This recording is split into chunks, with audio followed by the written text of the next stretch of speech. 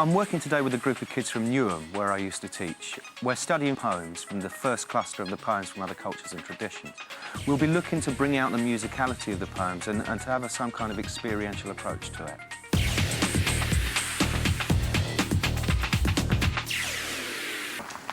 The slaves were repeatedly going in and in and in, so that's why the chorus is repeatedly saying limbo, limbo.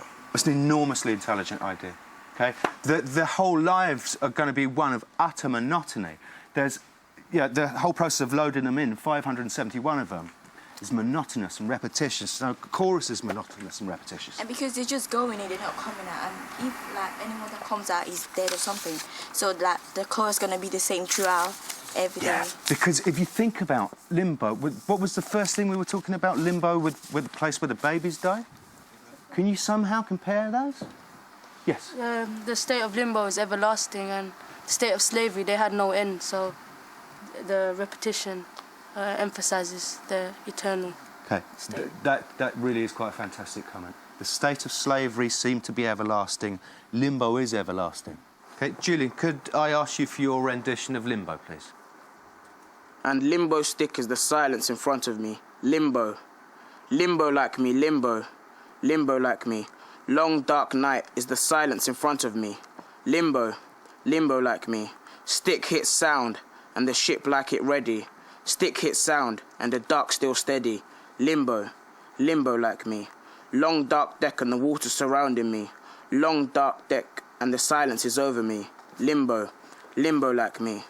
Stick is the whip, and the dark deck is slavery. Stick is the whip, and the dark deck is slavery. Limbo, limbo like me. Drumstick knock and the darkness is over me. Knees spread wide and the water is hiding. Limbo, limbo like me. Knees spread wide and the dark ground is under me. Down, down, down. And the drummer is calling me. Limbo, limbo like me. Sun coming up and the drummers are praising me. Out of the dark and the dumb gods are raising me. Up, up. And the music is saving me. Hot, slow step on the burning ground.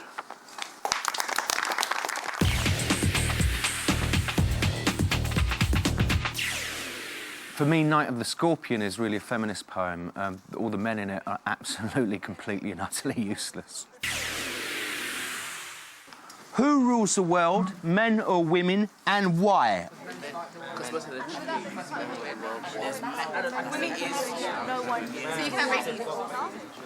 Right, OK, where have you got to? Julian's group.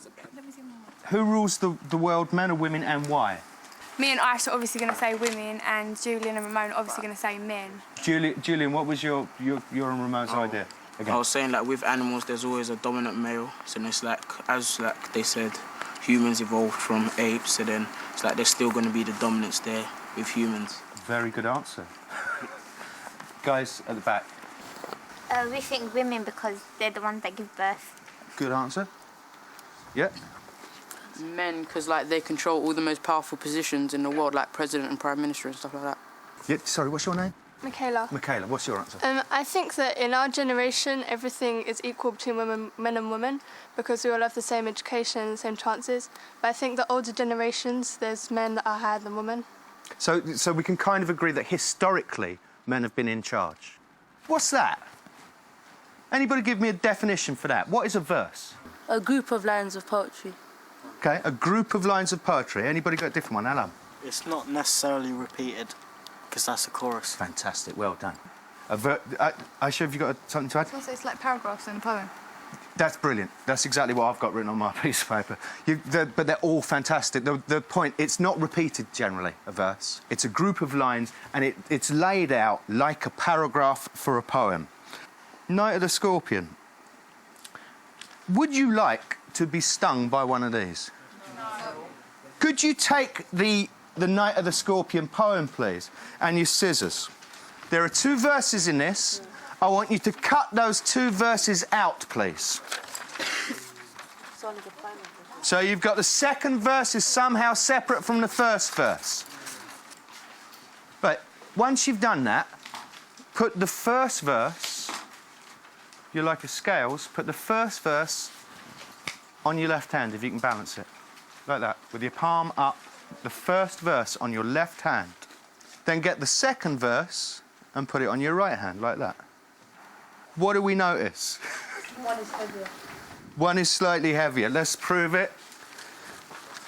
There's a few more words. Let's hope these scales work. First verse, second verse down there. First verse. Right, the first verse is all about the men's actions. The second verse is the only time it focuses on anything that the woman says. Get a piece of plain paper and take it and fold it so that you've got a fold down here. The title on the top of the left-hand side is What the Men Do. And guess what the title on the right-hand side is? What the Woman Does. Well done. And in your groups, go through the poem and record every male action on the left-hand side and every female action, the key here is action, what she does, on the right-hand side. Go. They can put in the middle peasants because it refers to... That's what it is. Revealing her feminine emotion. After 20 hours of stealing the woman, it went away. Aftab, could you stand up? Just read out individually what the men did when this woman was bitten by a scorpion. They chanted the name of God to paralyze the scorpion. Is this a strategy that is likely to work? No. Do scorpions listen to people praying? I'm not sure they do. What does the men do next? They click their tongues. They click their tongues.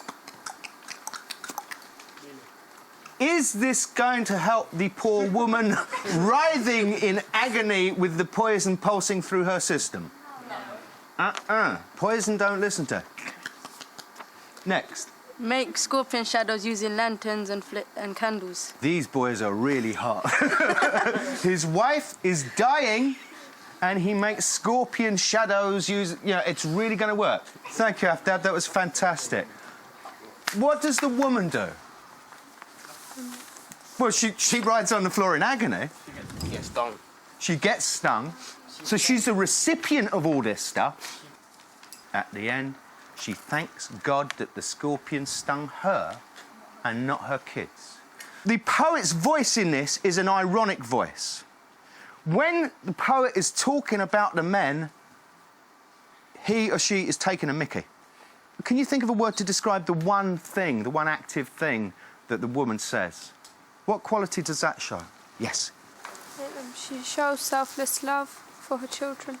Absolute, complete, selfless love. She's been through the fires of bloody hell and she says she's glad because it didn't sting her kids. That almost chokes me up, the power of love in that. These men do not deserve a woman like that. Right, boys, could you highlight with a pencil the whole of line 9, which is buzzed the name of God 100 times, and all of line 17 apart from they Girls, can you circle they said on line 17? Right, all the stuff the boys have underlined is where basically the guy's actions are just based on complete superstition and foolishness. So in order to highlight that, as I'm reading through it, I want you to go hobba bobba bobba bobba bobba. On a count of 4, 1, 2, 3, 4. Fantastic. Girls, whenever it comes to a they said, in the most outrageously sarcastic voice you can muster, come up with they said. Okay, all the girls together. 1, 2, 3, 4. They said. Right, let's read it. Ready with the hubba bubbas. May your suffering decrease the misfortunes of your next birth. They said. May the sum of evil balanced in this unreal world against the sum of good become diminished by your pain. May the poison purify your flesh of desire and your spirit of ambition. They said. And they sat around on the floor with my mother in the centre, the peace of understanding on each face. It's a fantastic piece of work, and this is a feminist poem. It's a poem that's ironic about about men and men's actions and a way that men will blame women for their, for things that men have actually done to them. Who is the hero of this poem and why? It was the mother. She Yeah. takes the whole of the scorpion sting and all the pain and everything, and at the end, all she says is she thanks God that her children were not stung, and it's her. She's happy that she's glad at the end of everything that she's taken the stung and not her children. Yeah, that's heroic, man. Anybody else? Okay. I think she's kind of happy like, cause the children are still young, innit? And she's kind of happy that she's old and she went through all the pain, but not the children, because if they went through the pain, they might die from the sting. You're right. The final question is, does the mother live? Oh, no. What would be the evidence for her living? Anyway, I don't think that she's living, because I think the son or daughter who wrote it seems really angry about it, so I think she died. would it make any difference to the anger whether she lived or died? Yes. It would? Because it didn't actually say her final words were "thank God," but it said "my mother only said," which leaves an uncertainty. Fantastic, yeah. It doesn't say that after it. Yeah, it's positioned after it in the poem, but it doesn't say after she had lived through the endurance battle. It just says she only said. Now, she might have said that right at the beginning. So we don't know. It's ambiguous whether the woman survived. Okay, Aisha, could you stand up, please? And deliver your version of Night of the Scorpion. I remember the night my mother was stung by a scorpion. 10 hours of steady rain had driven him to crawl beneath a sack of rice. Parting with his poison, flashed a diabolic tail in the dark room. He risked the rain again. The pheasants came like swarms of flies and buzzed the name of God 100 times to paralyze the evil one.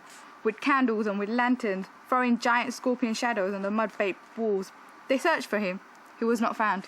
They clicked their tongues with every movement that the scorpion made. His poison moved in the mother's blood.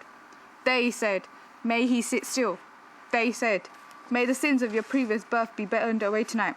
They said, "May your suffering decrease, the misfortunes of your next birth."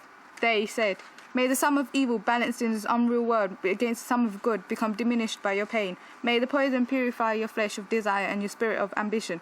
They said, and they sat around, on the floor with my mother in the centre, the peace of understanding on each face. More candles, more lanterns, more neighbours, more insects, and the endless rain. My mother twisted through and through, groaning on a mat. My father, skeptic rationalist, trying every curse and blessing, powder, mixture, herb, and hybrid. He even poured a little paraffin upon the bitten toe and put a match to it.